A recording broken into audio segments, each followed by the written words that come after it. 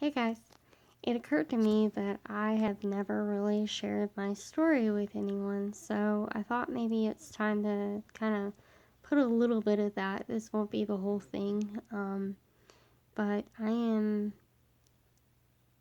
about 32, almost 32, and I live in the US in Tennessee. I've moved around a lot from my childhood. I lived in the same house. I grew up in the exact same house. And then after high school, I decided that I wanted to travel a lot and move a lot and live in a lot of different places. And so I did. And that was very costly and awesome all at the same time. I've lived on the beach. I've lived um, in Florida. I've lived in Indiana. I've lived in Illinois, Tennessee, Georgia, lots of places. So, and I think all that time I was trying to find myself. And it took many, many years. And this all kind of started in in Indiana many moons ago when I lived there, probably 2004 to 2006. At that time, I realized that I was interested in both interior design and psychology.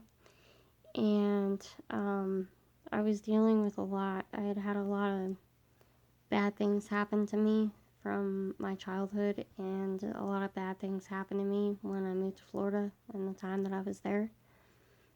And I really needed to get my mind right. And move past some of that because it was really bad. I went through a really, really rough time.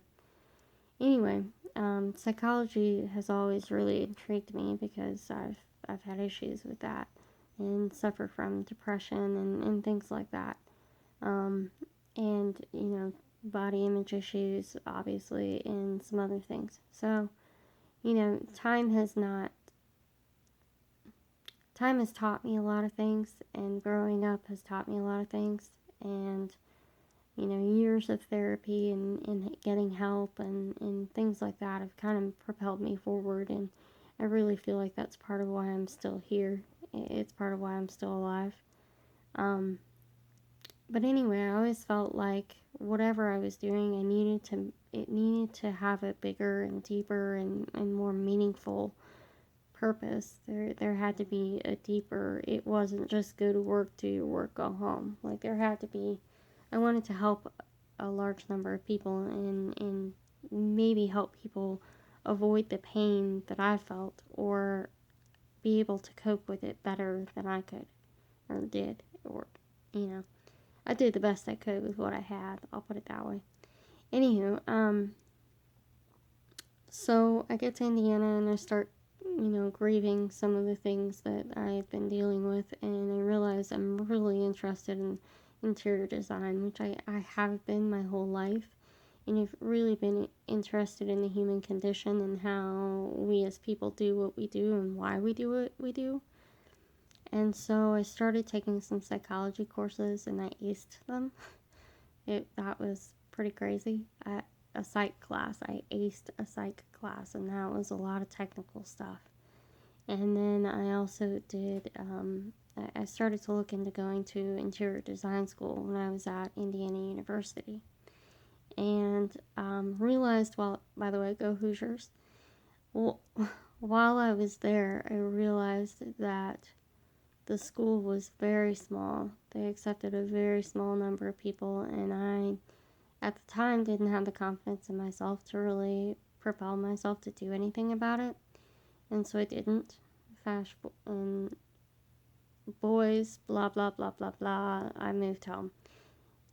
That's the short version of that.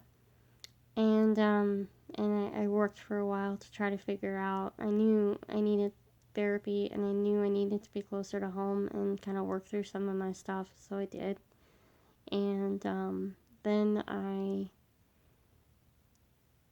in 2011, so this is years later, I finally have the gumption to go to design school.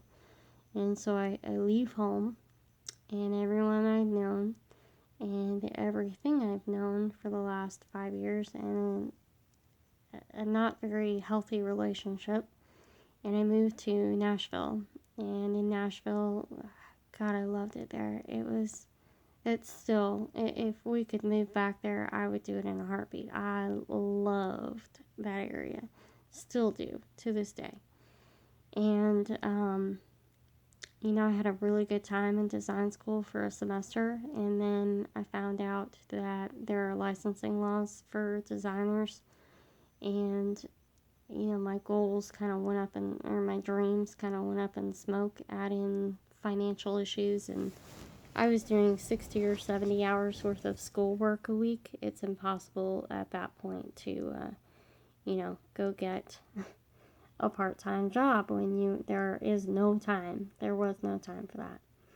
And, the banks were doing weird things, and I ended up not getting half of what I was supposed to get for financial aid that I had going knowing I was getting.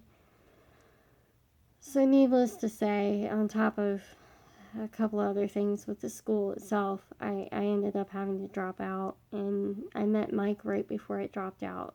He's my husband. And so I went down to Georgia for a little while and hung out, and then I ended up never leaving. And again, I always wanted to go back. When I got to a place where I could do that, I always wanted to go back to school. And so, or find a way to still do design without having the degree and be able to not be bound by, state lines. So I'm like, all right, there's got to be a way to do this. And so I start to design a company in my head that would do from the ground up design, and also do like interior redos and things like that. And have a retail space where we sell things that I would make.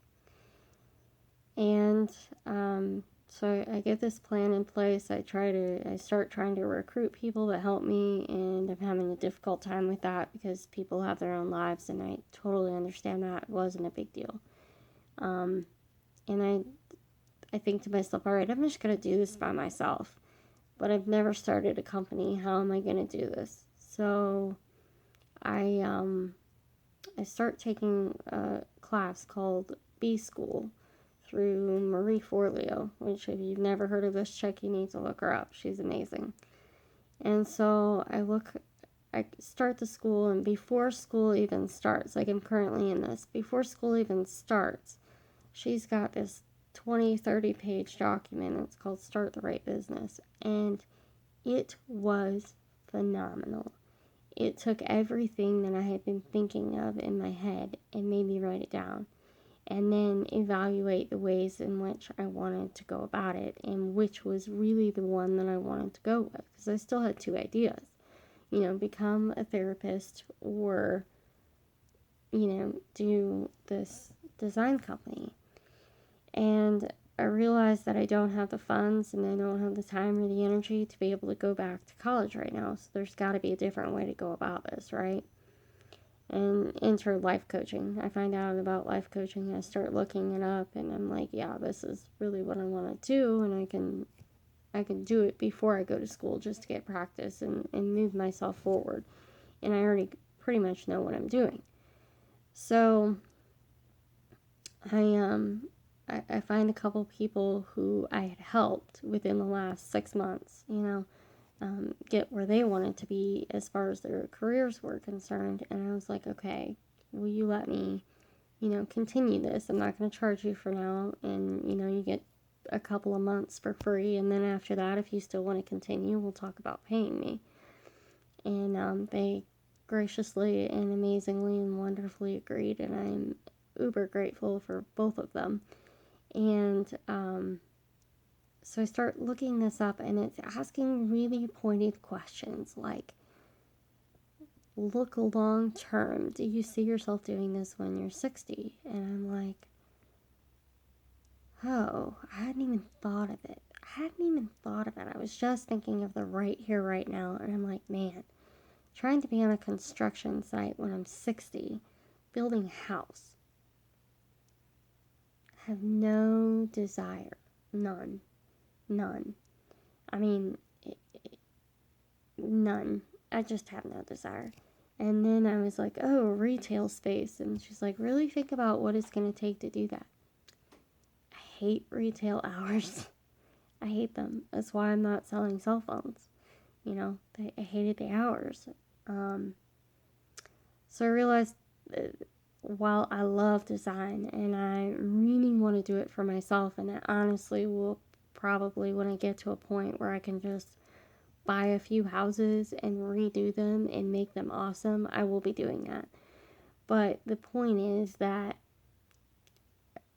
I realized in asking myself those questions, and I didn't want to be location dependent. And by that I mean I wanted to be able to travel and go home or go overseas or whatever and still do my work.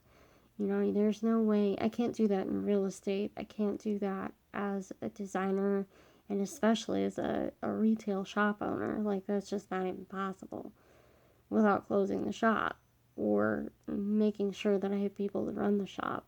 And so through all that, I kind of realized that where I really wanted to be and what I really wanted to be able to do was impact millions of people, thousands of people, and still have a life.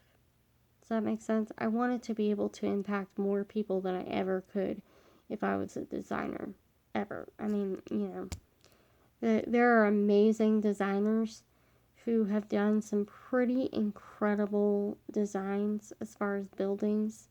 You know, Louis Kahn, absolutely phenomenal and has masterpieces. But if you talk to anybody outside of the design world, they have absolutely no idea who this man is. And that really frustrated me. It was like, okay, I really want to have a bigger impact than that. And I know that with coaching and with the internet and the way the internet is now, I have that capability.